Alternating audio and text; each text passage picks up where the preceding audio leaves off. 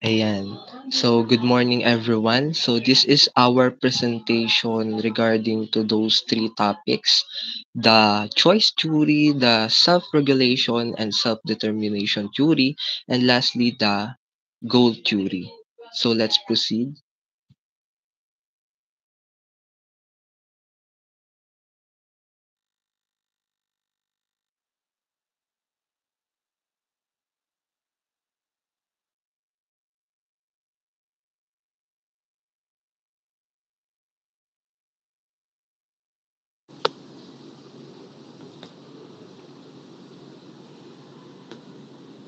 Self-determination and self-regulation theories. Students are intrinsically motivated when they have a sense of self-determination, when they believe that they have some choice and control regarding the things they do and direction their lives take. Dito sa self-determination, dito yung learner is meron siyang kakayahan na pumili at mag-control ng mga bagay na mga bagay na direksyon sa kanyang buhay. At kapag naman dito sa self-regulation naman, dito naman sa regulation demonstrated in his capacity for self-regulation. Self-regulation refers to the person's ability to master himself. He is he is the he is the I am the captain of my soul type of person. He is not a victim of circumstances. He is capable of directing himself. Dito naman sa ang pinagkaiba nitong dalawa, kapag self-determination, dito meron siyang choice and control. Pagdating sa self-determination, dito naniniwala yung kaya. Sunod naman natin yung indicator of self-regulation. Una dito is yung set standard for oneself. Dito nagsiset siya ng standard or goal sa sarili niya. Pagdating naman sa monitor and evaluate one's own behavior against such standard. Dito naman is minomonitor niya kung nagagawa niya ba yung goal na sinet niya sa sarili niya, at yung ine-evaluate niya din yung behavior niya na dapat ay gusto niya. Sunod naman is yung test on oneself for one success or failure. Dito naman, chine-check niya dito kung nagagawa niya ba ng tama yung kung nagiging success ba or failure yung goal na sinet niya. Kapag hindi naman ito is nag mas nag mas nagiging nag-eensayo pa siya para mas pinapalakas niya yung sarili niya para sa susunod ay magawa niya yung specific goal niya. So yun po ano, dahil nga nandun na tayo sa self-regulation, idagdag ko dun yung goal setting. Yung mga self-regulated learners natin is sila yung nagko-control sa sarili nilang thoughts and emotions. So alam nila kung ano yung gusto nilang ma-accomplish once na nagbasa sila or once na nag-study sila. So first dyan is yung planning, yung pagpa-plan nila. Pinaplano nila kung saan, kung kailan at saka kung ano yung pag-aaralan nila. Next is attention control. Attention control is kapag yung student nagta-try silang mag-focus sa isang mahalagang bagay, walang ibang nasa isip nila, walang distractions na kahit anong factor sa paligid nila, gano'n. Application of learning strategies. Dito pumipili yung mga learners kung ano yung mga learning strategies na swak doon sa specific goal na gusto nilang ma-accomplish. Next is self-monitoring. Yung mga self-regulated learners, palagi nilang tinitingnan yung progress nila. Lagi nilang mino-monitor kung malapit na ba nilang ma-reach yung goal nila, kung meron na ba silang improvement, at kung may kailangan ba silang baguhin sa learning strategies nila para ma-achieve nila yung goal na yun. Lastly is yung self-evaluation. Dito na tinitingnan ng mga self-regulated learners kung ano yung mga natutunan nila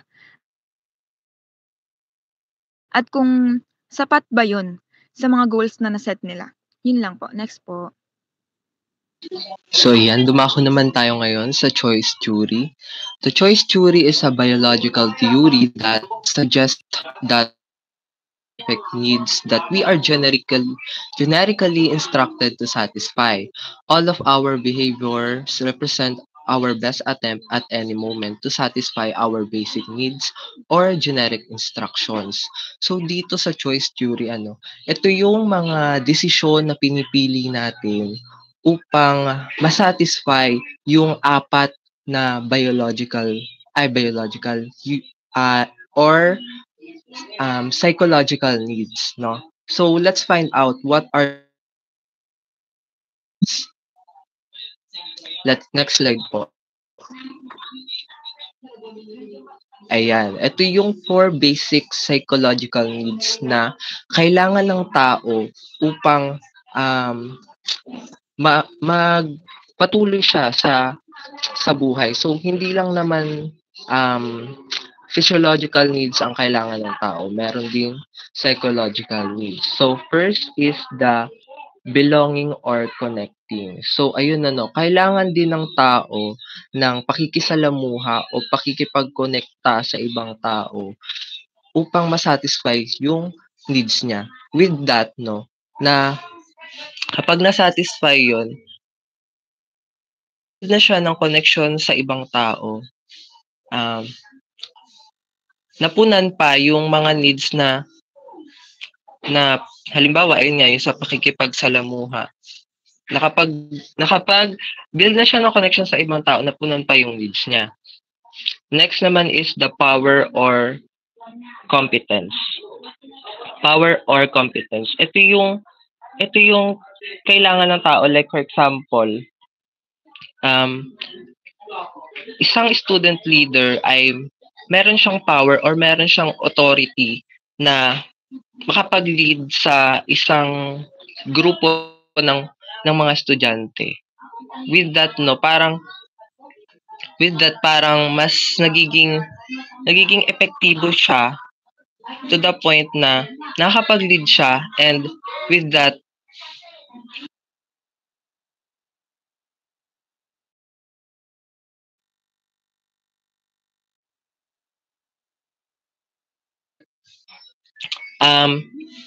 nasatisfy na yung needs niya sa yung power na meron siya, and tumataas yung self-esteem niya sa mga ganung bagay.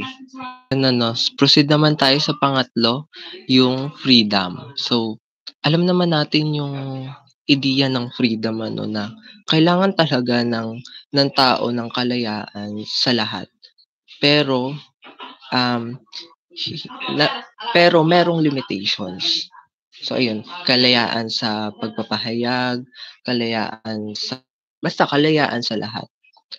And lastly, the fun or yung kasiyahan. Dito pumapasok yung entertainment, dito pumapasok yung pakikipagsalamuha mo na rin sa ibang tao na nakakakuha ka ng kasiyahan sa kanila. And ayun lamang po.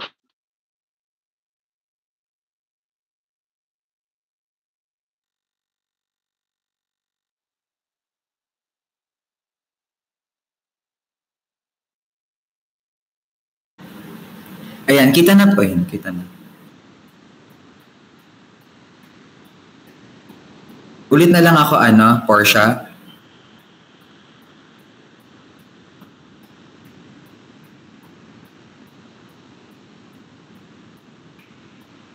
Sige. So, ayun. Goal of theory, learning goals versus performance goal. The goals we set for ourselves affect our level of motivation.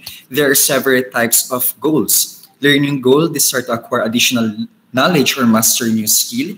Performance goal, desire to look good and receive favorable judgment from others, or else look bad or receive unfavorable judgment. So, may dalawang uri ng layunin ng estudyante, learning goal at performance goal. Ang learning goal ay tungkol sa pagnanais na magkaroon ng karagdagang kaalaman o pagpapasakop sa bagong kasanayan. Ito yung uri ng layunin na nagtutulak na sa isang tao na mag-aral para sa kanyang sarili dahil gusto niyang matuto at umunlad yung kanyang kaalaman. So sa performance goal naman, tungkol sa pagnanais na magmukhang magaling sa mata ng ibang tao at makatanggap ng papuri mula sa kanila. Dito, ang pangunahing hangarin ng estudyante ay magpakita ng kanyang galing sa iba, hindi ang tunay na pag-unlad sa kanyang kaalaman. So, sa pagitan dalawang ito, ang intrinsically motivated na estudyante ay mas nakadalas sa katuon sa learning goal. Ito yung motibasyon na nagmumula mula sa loob nila mismo. Siya ay nag-aaral dahil sa kanyang sariling kagustuhan na matuto at umunlad. Hindi dahil sa gusto niyang ma-praise ng iba o magmukhang magaling sa harap ng sa ibang tao. So halimbawa, isang estudyante na may learning goal ay maaaring mag-aral ng isang bagong lengguwahe o wika dahil nais niyang maipahayag ang kanyang saloobin sa ibang wika o kaya naman sa padaling ang pakikipag-usap niya sa mga dayuhan.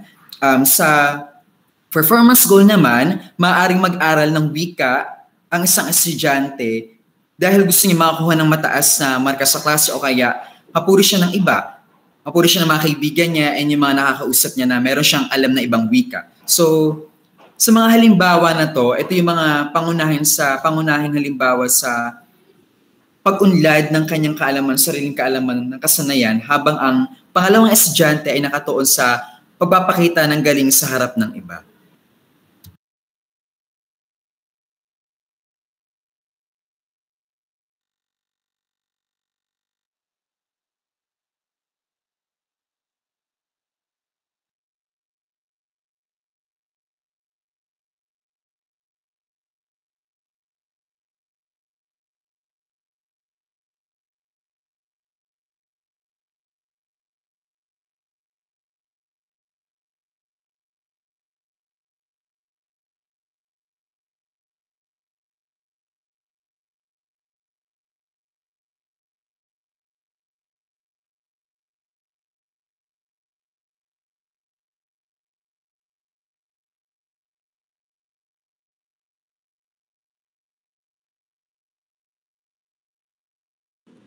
Self-determinated goals. Self-determination is a combination of attitudes and abilities that lead people to set goals for themselves and to take initiative to reach these goals. It is about being in charge, but it is not necessarily the same thing as sufficiency or independence. It is the ability to choose and set their own goals, being involved in making life decisions, advocating, and working to reach their goals. Sa madaling salita, tayo mismo yung may free will para mamili ng path na tatahakin natin kung anong gusto nating ma-achieve na goal para sa sarili natin as a learner. For example, self-determination should be practiced during all the ages, but in the middle and the high school, you can start to discuss the future and transition out of high school which student in classroom with students. Example na dito is yung, alam niyo ba yung career path na kapag ka mag-ano na tayo sa senior high, kapag ka nasa junior high tayo, tapos mag-graduate tayo, senior high tayo. Dito, itatahan tayo kasi doon align yung magiging course natin sa college. In classroom, when lesson objectives are owned by the students, because they find it relevant to their life, they are more likely to be interested and willing to learn. Kapag naman sa classroom, kapag yung teacher is magdi-discuss ng lesson na related sa students or yung students is gusto yung lesson, mas gugustuhin ng mga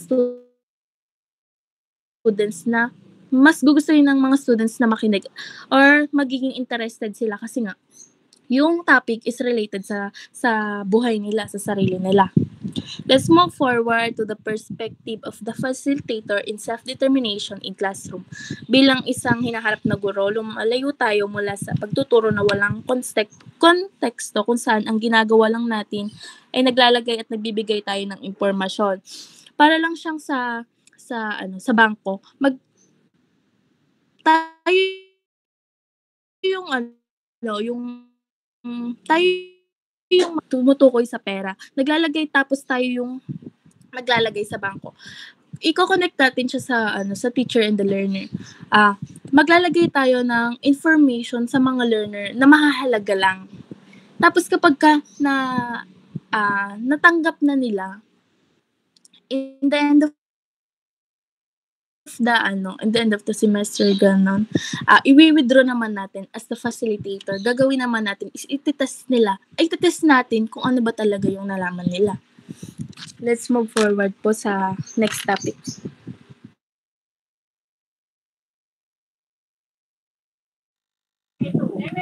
Goal setting. A motivational tool, goal setting is effective when the following major elements are present.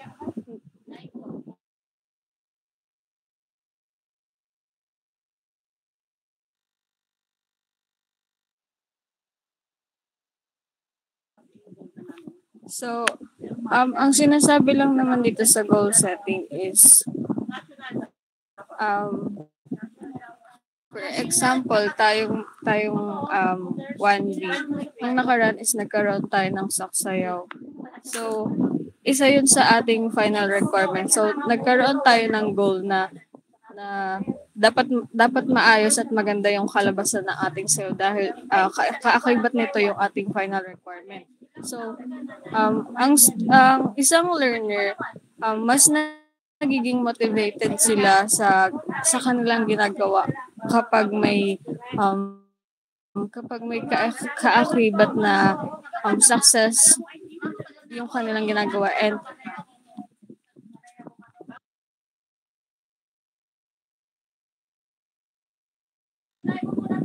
And sa bawat task na kanilang ginagawa is nagkakaroon ng feedback na maganda kasi na-achieve nila yung kanilang goal setting.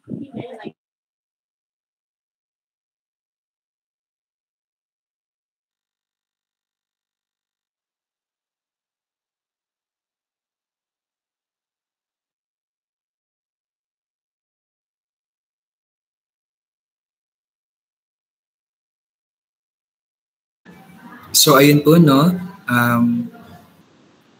We hope po na naintindihan niyo po yung goal of theory, choice of theory, and self-determination theory. Maraming salamat.